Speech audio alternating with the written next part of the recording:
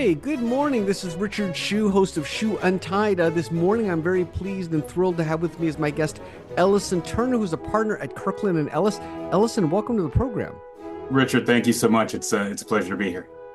Now, Ellison, I invited you because you have one of the more unusual backgrounds, at least for lawyers, that is. And I see that you were both a double E and a computer science major in college. Tell me how you chose that major in the first place.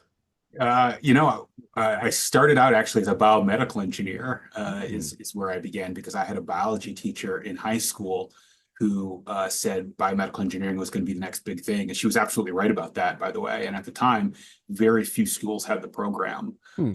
University of Southern California was one of them. University of Pennsylvania was another. And I ended up coming out to USC, started in biomedical engineering, met my wife in that program in BME 101. But then my designs were on going to medical school. I went and saw my first surgery just on a tour of a hospital. I got to sort of witness the surgery, saw a lot of red stuff that I realized I'm never actually going to do this, and kind of fell back to what my original interest was before my biology teacher advised me, which was computers. My mom had worked at the local university and had a computer lab in the basement of the Oh, building she worked in. So I would sneak in there from the time I was 7 years old and do whatever I could to get on the I computer. see. So your emphasis in college was more on the computer science, not so much double E, is that right? That's right. Yeah. I liked the programming more than the double E. I did Okay. both, had Uh-huh. projects in both, but my senior project was writing a video game rather than Oh, building something in interesting. electronics. And what programming language did you write that video game in? Java and C++ for that one. Yeah, okay. And did you ever take a compiler class? That was one class that I always avoided. I did take a compiler class. Yeah, we wrote our own Compiler. compilers for our own languages in that Oh, class. It's a fun logic game to write a compiler. yeah, right. Well, did you think about becoming an engineer then after college, or I think you did work as an engineer then, didn't you? I did work as an engineer for several years. I worked at IBM. I worked at Hewlett Packard. Huh? Before I went to law school, I was working in aerospace, and then Oh, started a consulting firm with a few friends of mine.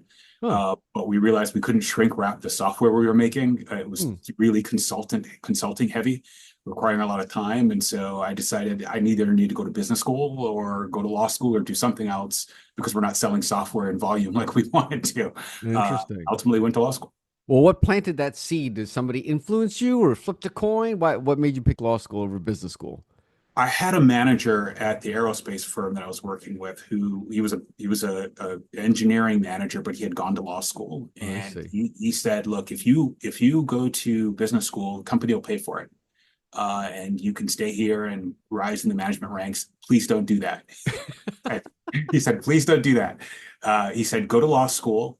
It's a credential that once you have it, you can do something that other people can't do. Anything you're going to learn in business school, you could learn without going to business school. So Wow. go to law school. And I had some friends who were in law school at the time. I talked to them and I decided he was right. And Wow. off I went to the University of Michigan. Sounds like that guy gave you pretty good advice. It's all worked out. It's all Yeah, worked out. yeah, yeah, totally. Well, how'd you like law school? I mean, being a computer scientist and engineer, obviously law is nothing like that. What'd you think when you got there? Well, I loved it, but it was a struggle that first semester. Mostly, it's the writing part, right? Yeah, As yeah. an engineer, some technical writing. I'd always loved creative writing growing up, so I'd written, short fantasy stories. But scholarly writing is something that's different, and so that was the catch up piece that I needed to master. Uh, so first semester just had to master that. Then after that, it was off and running because it is the kind of the logical thought, the reasoning that goes into struggling with cases. It's very similar to debugging a computer program, where you have to look at things at all angles, think about all possible scenarios, and then find the best outcome. That's very similar to what we do in the law. Now, when you went to law school, did you know you were going to become an IP lawyer, IP litigator, or did you have any idea what you wanted to do?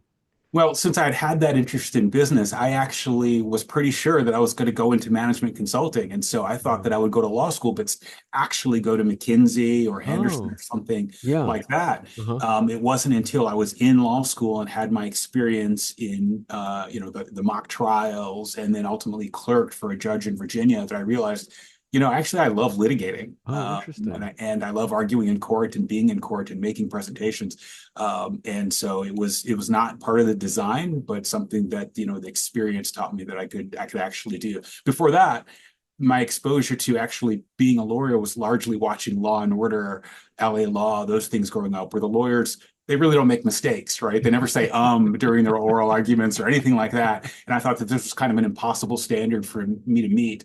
But then I realized after being in court for a while that everybody says people make mistakes. It's okay. You recover from them. And it's a really, really interesting and fun thing to do to bring justice to the courts for a client. Did you ever dabble or consider being a transactional lawyer? Did that ever come up as a possibility? It absolutely did. It absolutely did, mostly on the sort of intellectual property transaction side, which I still actually do to this day. About 20% of my work is in IP strategy advising and transactional. But one of my summers, I was summered at Brobeck, Flager, and Harrison during the IPO boom times, right? And worked a lot on transactions. Okay, got it. Now, how much do you get to use your technical background in your practice today with your clients? Tell me a little bit about that. Yeah, so the technical background, it's very rarely squarely on point with what I'm doing. It's more that I'm not afraid of any area of technology, having taken biomedical engineering classes, EE classes, CS classes, that any new area of technology, I find it interesting and not off-putting. So a little bit of the sort of lingo and understanding of what technologists go through when they're developing products. And of course, the technical understanding is there. But I find myself, like most folks, learning from the experts, learning from the client, really eagerly absorbing, their new innovative ideas on what they're doing, almost from a square one perspective, just without the fear of somebody who doesn't have the background. Yeah. Have you had the opportunity or the need to ever read any computer code?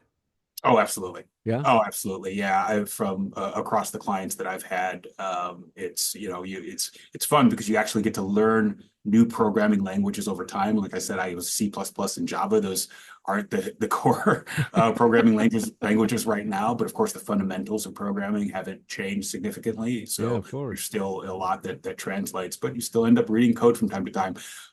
Luckily, I don't have to write code anymore because that would be dangerous. You talk about malpractice. Writing code would be malpractice, but reading it, yes. Well, what about clients? Are they ever surprised that you can read code, or are your experts ever surprised that you can read computer code? I think so from time to time. I think it's more during depositions when you're deposing an opposing expert Yeah. and they think that they could talk around you using the source code and they realize yeah, pretty soon that they can't. It's almost like when somebody's surprised that you speak a foreign language, right? Yeah, They have right. no idea that you speak Japanese. And in fact, hey, actually, I do. It might not look like it, but I got a little bit. What's the thorniest or most complex technology you've had to kind of wrestle or really try to get your arms around, would you say, in your The practice? thorniest technology. Yeah, or most complex that you've had to Yeah, try to understand. yeah. I think probably the most complex is genetics. Okay. So when you think about new gene therapies and biologics, that's not something that I was squarely working in as an Mhm. undergrad. And so it is more of a learning something new from scratch than other areas of technology that I've worked at. Very fun learning experience, but it is challenging. There's a lot of lingo that you have to learn, a lot of acronyms that you have to learn, and fundamental scientific principles that you have to learn in order to really grasp what's been happening and what continues to really evolve at a rapid pace. If you had known what you know now, would you have just gone straight to law school instead of working as an engineer, or do you think working as an engineer was good? Yeah, I would not have gone straight to law school, not a chance. No, I think working as an engineer was good. Frankly, just having worked in Mhm. between Mhm. what was good. Understanding what people who are outside of the law go through to build their businesses, to develop their businesses, what their needs are, both financially and practically, is really important as a lawyer. You have to understand what your clients are going through. And so I found it really valuable that I've been, sort of on the engineering side, on the business side, and now I'm a lawyer and I have that ability to say, hey, look, I have this legal advice for you, but I know it's a challenge, and let's talk about how practically we can accomplish what you're trying to accomplish. Yeah. Well, Ellison, this has been a fascinating conversation. I really appreciate you sharing your story as a fellow engineer turned lawyer. I love hearing this similar stories, and congratulations on all your success. Thank you so much, Richard. It's been a pleasure. This is Richard Hsu and Ellisen Turner. Thanks.